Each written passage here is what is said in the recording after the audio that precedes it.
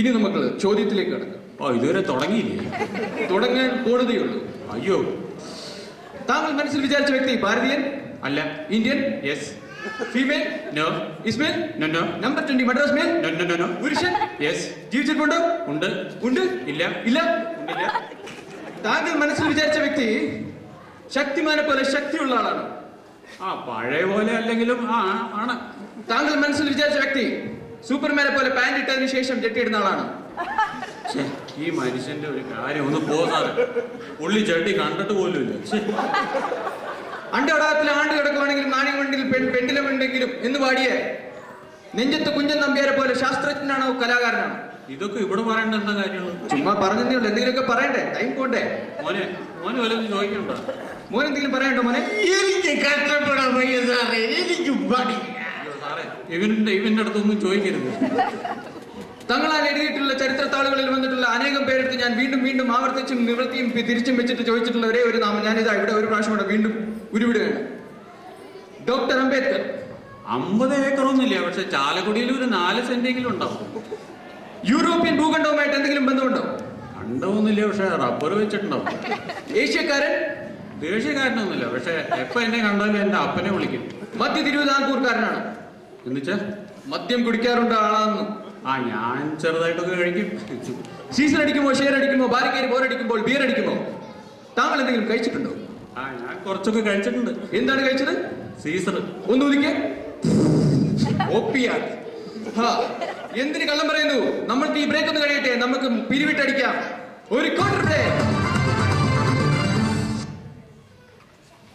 എന്തായാലും നമ്മളിവിടെ 20 ക്വസ്റ്റ്യൻസ് കഴിഞ്ഞിരിക്കുകയാണ്. 21 ക്വസ്റ്റ്യൻസ് കഴിഞ്ഞിരിക്കുകയാണ്. ഇനി ഒരു ഉത്തരം മാത്രം ബാക്കി. ജയിക്കാൻ മാത്രമായിട്ട് ഞാൻ തോക്കുകയാണ്. താങ്കൾ മനസ്സിൽ വിചാരിച്ച ആ വൃത്തികെട്ട വ്യക്തി ആരാണ്? എന്റെ അച്ഛൻ. താങ്കളുടെ അച്ഛൻ അത്രയും പ്രശസ്തനാണ്? എനിക്കറിയില്ല. താങ്കളുടെ അച്ഛനാരാൻ താങ്കൾക്കറിയില്ലേ? എനിക്കറിയില്ല. എന്റെ അച്ഛനാരാണെന്ന് എനിക്കറിയില്ല, എന്റെ അമ്മയ്ക്ക് അറിയില്ല, എന്റെ അമ്മമാർക്ക് അറിയില്ല. അപ്പോഴാണ് അയൽപക്കത്തെ നളിനി ചേച്ചി പറഞ്ഞത് മറ്റേ ഭൂലോക വിശേഷം അറിയാവുന്ന ഒരു വ്യക്തിയുണ്ട്, അവിടെ കാൻസസിലെ അശ്വമേധം പരിപാടി നടത്തുന്നുണ്ട്. ആ പുള്ളിക്കാരൻ്റെ അടുത്ത് വല്ല ക്ലൂ കൊടുത്താൽ ആ പുള്ളിക്കാരൻ പറഞ്ഞു തരുന്നേരം മോൻ്റെ അച്ഛൻ ആരാണെന്ന്. സാറിന് അറിയാമെങ്കിൽ ഒന്ന് പറഞ്ഞാ എന്റെ അച്ഛൻ ആരാണെന്ന്. അച്ഛനെ അറിയാത്ത ഈ മക്കളുടെ അച്ഛനെ തേടിയുള്ള പ്രണയത്തിൽ നമുക്ക് ഒരുമിച്ച് പങ്കുചേരാം. ഒരു ഫുൾ ബ്രേക്ക്. എന്തായാലും ഈ മത്സരത്തിൽ ഞാൻ തോറ്റ സങ്കടം എന്റെ മുഖത്തുമില്ല, എന്നാൽ ജയിച്ച സങ്കടം ഈ പുള്ളിയുടെ മുഖത്തുമില്ല.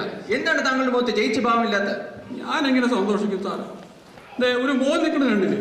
എന്ത് ചോദിച്ചാലും എനിക്ക് മടിയാ, എനിക്ക് കഷ്ടപ്പെടാൻ വയ്യ. സാർ എന്തെങ്കിലും ചെയ്തിട്ട് അവന്റെ മടി മാറ്റിത്താ, എനിക്ക് കിട്ടുന്ന സമ്മാനമൊക്കെ ഞാൻ സാറിന് തരാം. ചില പിള്ളേരുടെ മടി മാറ്റാനായിട്ട് അവരെ കായികമായ വേളകളിലോട്ട് മാറ്റി വിട്ടാൽ മതി. അതായത് കരാട്ടെ, ജൂഡോ, ഫുട്ബോൾ, മുച്ചീട്ട് എന്നീ കായിക വേളയിൽ അവരെ പറഞ്ഞുവിടും.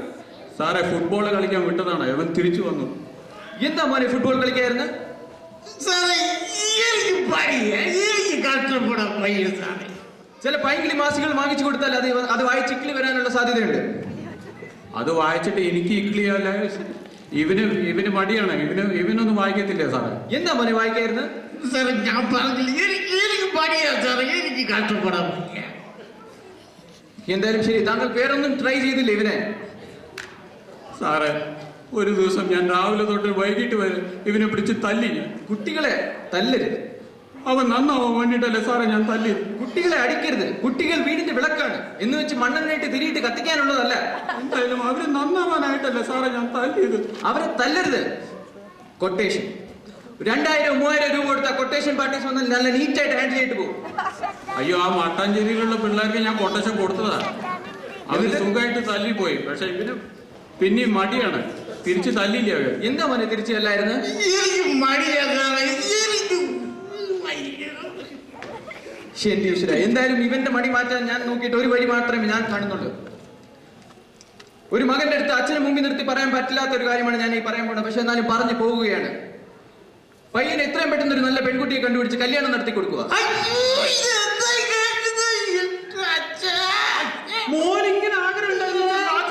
അങ്ങനെ ഈ പരിപാടി കൊണ്ട് ആർക്കെങ്കിലും എന്തെങ്കിലും ഗുണം ഉണ്ടായല്ലോ, അത് തന്നെ ഒരു വലിയ കാര്യം. ഞാൻ വളരെ ഹാപ്പി ആയിട്ടിരിക്കുന്നു.